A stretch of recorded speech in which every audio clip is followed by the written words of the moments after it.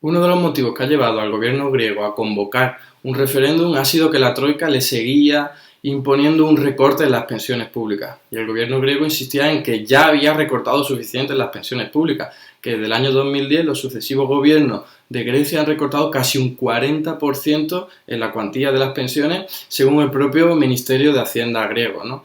Pero ¿cuál es el argumento de la troika para que sigan recortando en pensiones públicas? Bueno, pues lo que dice es que gastan mucho más que el resto de países europeos, ¿no? Y para ello utilizan un indicador que es la cuantía, la proporción de gasto de pensiones públicas sobre el total de la riqueza de la economía, ¿no? Y en el caso de Grecia dicen que en el año 2015 tiene un gasto del 16% del PIB en Grecia, mientras que la media europea, también para el mismo año, oscila en torno al 11% del PIB.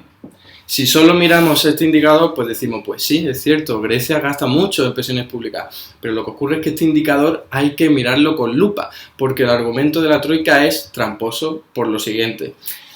En el año 2010, antes de que todo esto empezara, en el año 2010, si suponemos que esto era la economía de Grecia, sus pensiones serían una cosa así, ¿no? Aproximadamente. Y era un 11%.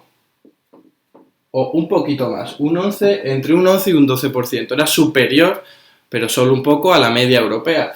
¿Qué ha ocurrido en el año 2015?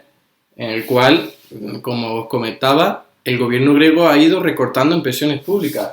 Y las pensiones públicas, pues sí, se han reducido algo, ¿no? Y han, como decía el gobierno griego, bastante. Pero bueno, para que nos hagamos una idea, es ahora menor la cuantía de gasto de las pensiones públicas, pero lo que ocurre es que el PIB de Grecia se ha reducido a una cuarta parte, ¿no? En una cuarta parte.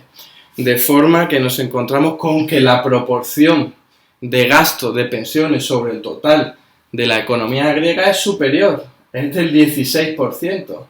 Pero fijaos que esto no quiere decir que en pensiones se esté gastando más, sino que incluso se está gastando menos que en el año 2010.